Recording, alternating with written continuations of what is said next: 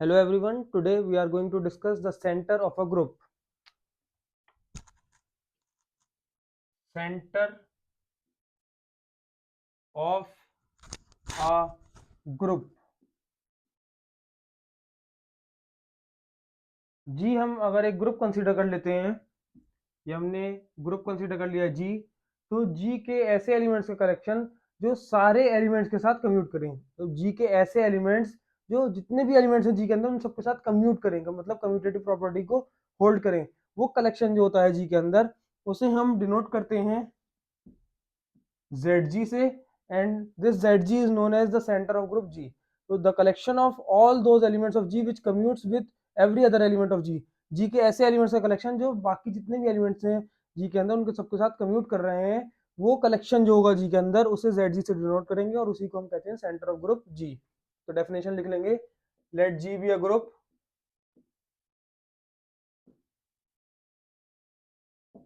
then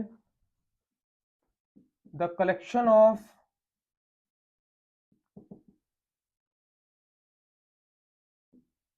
all those elements of G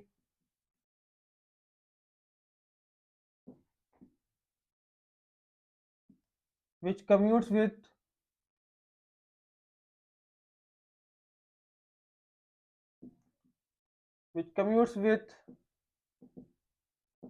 every element of G, जो G के हर element के साथ, every element of G, G के हर एलिमेंट के साथ कम्यूट करें, is denoted by, इसे डिनोट करते हैं हम Zg से, and is called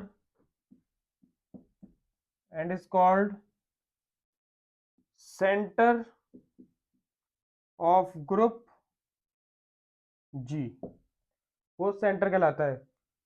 मैथमेटिकली हम इसे सेट बिल्डर फॉर्म में अगर लिखना चाहें तो हम ऐसे लिख सकते हैं, मैथमेटिकली Zg को अगर डिफाइन करें तो Zg को हम लिख सकते हैं Zg इक्वल्स टू, Zg के अंदर कोई एलिमेंट x g का तब होगा सच दैट, कोई भी एलिमेंट g का तब इंक्लूड होगा Zg के अंदर अगर वो सारे एलिमेंट के साथ कम्यूट कर रहा हो। मतलब x जो है वो g के एलिमेंट जो है वो Zg के अंदर तब बिलोंग करेगा इफ एक्स वाई बराबर Y x for every y belongs to g, G के हर एलिमेंट y के साथ ये क्या कर रहा हो, कम्यूटेटिव प्रॉपर्टी को होल्ड कर रहा हो।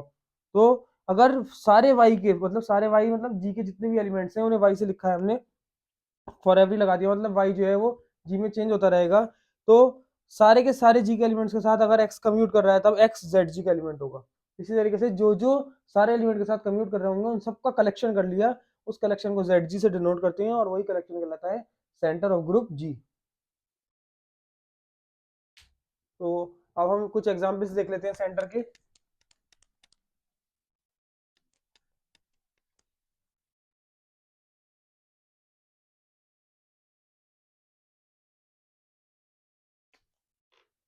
तो एग्जाम्पल में अगर हमारे पास फर्स्ट, अगर हमारे पास कोई भी अबेलियन ग्रुप है, अबेलियन ग्रुप है तो अबेलियन ग्रुप में कम्यूटेटिव एक्सियम होल्ड कर रही होती है, मतलब सारे एलिमेंट उसके आपस में कम्यूट कर रहे होते हैं। सारे एलिमेंट आपस में कम्यूट कर रहे हैं, मतलब सारे एलिमेंट कम्यूट कर रहे होंगे, सब कम्यूटेटिव प्रॉपर्टी होल्ड कर रहे होंगे, तो मतलब जो सेंटर होगा उस ग्रुप का वो जी के ही बराबर हो जाएगा अगर ग्रुप कैसा है, अबेलियन है। तो if G is abelian then Z जो होगा वो जी के ही बराबर हो जाता है, ग्रुप के ही बराबर हो जाएगा, क्योंकि उसमें सिंस उसमें ये प्रॉपर्टी होल्ड कर रही होगी ऑलरेडी, एक्स वाई बराबर Y x for every y belongs to जी।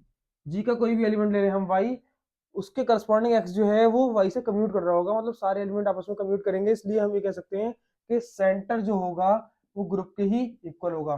तो इससे हम बहुत सारे एग्जाम्पल बना सकते हैं, जैसे हम अगर मैं आपसे कहूँ कि Z100 एक ग्रुप होता है, इसका सेंटर अगर मैं आपसे कहूँ कि Z100 का सेंटर जो होगा वो क्या होगा, तो हम लिख सकते हैं Z ऑफ Z100 वो ग्रुप के बराबर हो जाएगा, Z100 के बराबर। कोई और अबेलियन ग्रुप है अगर, तो उसका सेंटर भी उसी के ही बराबर हो जाएगा। जैसे कि अगर हम ले लें U20, तो U20 का जो सेंटर होगा, centre of U20 is equals to U20 हो जाएगा, क्योंकि U20 क्या होता है, एक अबेलियन ग्रुप है। तो जो जो अबेलियन ग्रुप्स हैं उनके सेंटर जो है उसी ग्रुप के ही इक्वल हो जाएंगे। नॉन अबेलियन ग्रुप में अगर हम ले लें Q8, तो Q8 में 1 माइनस 1 आई माइनस आई जे माइनस जे के माइनस के। हम यहाँ पे देख सकते हैं कि अगर हम Q8 का सेंटर निकालें तो ऐसे एलिमेंट्स जो बाकी जितने भी एलिमेंट्स हैं उन सबके साथ कम्यूट करें, तो आइडेंटिटी तो सबके साथ कम्यूट करती ही करती है। तो एक तो आइडेंटिटी एलिमेंट इसके अंदर हो गई होगा 1, ठीक है, और माइनस वन भी सबके साथ कम्यूट कर जाएगा, तो -1 भी इसके अंदर होगा।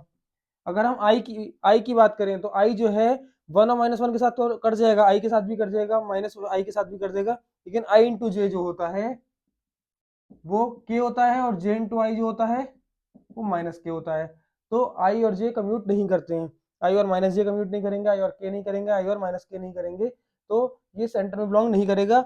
ऐसा एलिमेंट जो सबके साथ कम्यूट कर रहा हो उसे सेंटर में बिलोंग कराएंगे हम।